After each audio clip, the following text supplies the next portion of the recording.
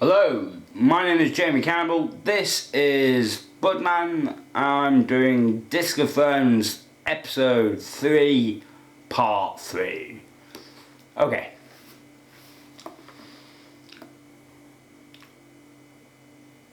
Okay, ladies, we have quite a treat for you tonight. We have a fashion show with all the creations of myself and Skunk Targaryen.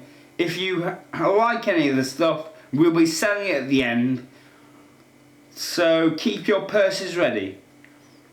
They all sat either side of the runway, and the slaves, primarily the female kitchen staff, came in and showed the leather and silk robes at the modern look at the real sand rat battle robes. While the women were sat down in the hot seats, some of the nobles of the city joined them and stood back. The ladies were starting to get tipsy, and the skunk looked at Delirium. She seemed despondent, like she didn't know how to have a good time. Skunk took her hand and said, "Do you want to show the last dress? It's noble. You may even want it. But I don't like getting a slave to wear it. It just gives it justice."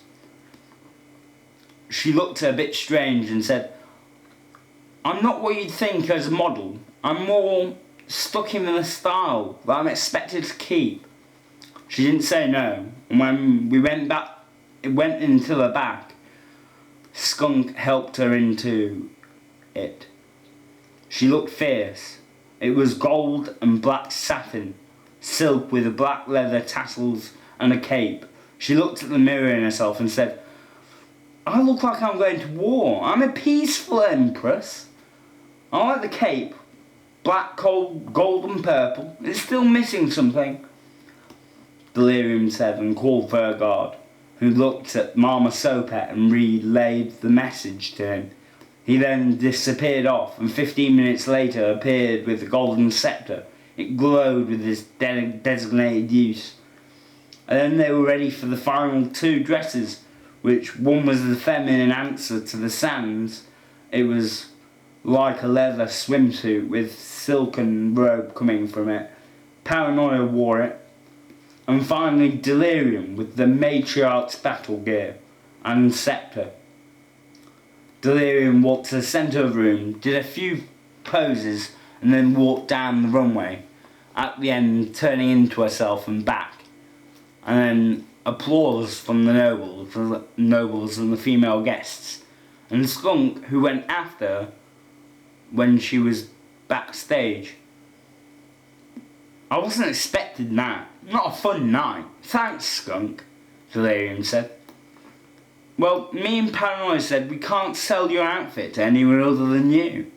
And well, when we thought of you, a very agreeable price was mentioned. 3. Because you helped me out of a lot of trouble." She stopped undressing and instead kept it on. She called her guard to take her old clothes to the High Manor, her residence, and then she got her scepter. "As long as you're here, you can make use of your dressmaking talents. I will pay you for a decent wardrobe," Delirium said. "But more than that, I need a friend who doesn't lead me into the wrong sort." Skunk looked at her and said, "What dear should I say if you actually deserve a friend like me?" She smiled at her and said, "I need a man." Skunk laughed and said, "Don't we all? But you know there are more queens than kings in Westeros. Your man might be more likely from your land than mine. You just need a few new look and your talents, and then a plan and an ambition, and the rest will follow. I'm thinking of trying to take the Middle Eastern barren lands of Askbar, the lands of the horsemen. I have an army of sand assassins and a jungle army of elephants with bowman riders who wish to ride upon the city walls and take the people. Mama Sopet is the general of my army. He is a holy warrior who uses prophet-like presence as a tool for democratic solutions. He says most of the riders will turn and fight for us. Skunk looked at her and asked, "When my dragon rises, do you expect me to join you, or will you join me?" Delirium stared as she looked upon the conversation. She said, "We will need a peace treaty drawn up, so my empire never goes to the land you own, and vice versa.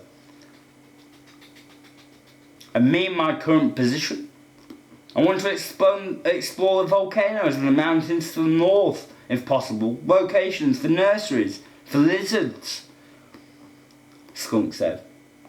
"I want to take paranoia as my guard and counsel. I want to be able to be free to build an army to try and prepare for life where I must be without a home. But if I start now, with the money I have, the dressage, and Quonic, who has said he wants to be a general, but I can tell he wants a taste of glory, so I want to give him an army that's expecting the war." Skunk remained the focus. Delirium turned to her and said, "So, yes, you can leave the city in order to gather yourself. We may be there. We may suggest the free city of Marine in the Pirate Isles. There are a lot of men and fighters with no leader. You would need a ship, one to fight off pirates, but once you get close they wouldn't attack you. You can have Starlight and Paranoia as your personal guard. When you want a ship, a Royal sloop will be ready. I will make sure of it," said Delirium. They went back to the party. Skunk nodded at Paranoia and she went to the back of the room to get a sandcrow, which was grey, and attached the message. She said she let it free at the balcony, and then she wrote a message to Budman, one saying, "Rescue me, my only hero," or something similar to it. She rolled the message up and put it to a raven, and fed the raven a bit of weed. The raven arced and flew off. The party died down. After a little while, Mama Sopet and the other nobles left, and Delirium walked home with her guards. It was the last point where Tumbleweed was leaving to go to her temple of water on the other side of town. She had a guard go with her. She said goodbye to the girls. As for the Highland Heather, she was to crash on one of the sofas in the Sphinx. Skunk and Paranoia assessed the winnings. It was 850 gold pieces, which are not a lot of dollars, by the way. It works out to about $35. But that was a great hoard for only a few months' work. They didn't sell everything. They sat with Highland Heather, but didn't talk about what the messages they had sent and their plans. These two women were devious. Artus was trying to eat a guard's helmet while the guard was wearing it. He swatted him off it, and Artus flamed his ass, and it ended with the guard giving the dragon his helmet and not stopping it from eating it. The dragon coughed, and the blue smoke rose from its nose. Ankh-Morpork, Easy Street Watchhouse. The early morning shift. Nero Narcotico and Seal Lannister and Sherry Lannister on a double shift. He was in his dress robes. Already Nero said, "You look like one of those prison guards for the Towers prison just outside of the city." "Oh yeah, I bet they don't have a line on their chest plate like this." He pointed at the engraved Lannister house symbol and looked at Seal's judgment. Nero asked, "When is your marriage going to happen, Seal?" "I want to marry Angua at her hometown." And she said that her father would want to test me somehow. She said he once said for her to marry, she would have to find one to take on an ice giant and survive. And for that to happen, he means to guard the northern wall. And to him, the wildlings. Oh, and to hunt the wildlings and the giants in the mountains, Seal said. "It's just my family." It's from the Ramtops. We live in the mountains to the east of Winterfell. It would be real easy to sort out my family to meet me there. Father doesn't even know yet, but it will be a big news. She is who she is, and it's weird because I only went to Winterfell when I was young, about 12, and saw a blonde girl there, and she looked important. It was one of those, I could have met her then, just was a bit shy. My father wasn't getting good trade from them at the point, and it was more valued as the northeasterly front. I was about the same size as my dad at the point, and people thought I was a dwarf. But I didn't talk to anyone apart from the Targaryen Maester, who works at Castle Black, Maester Black. He said to me, if I was ever to become a crow, even the dragons would see me fly on the ice, fight on a sea of bones, Seal said while having a morning cup of tea. He stopped at his words.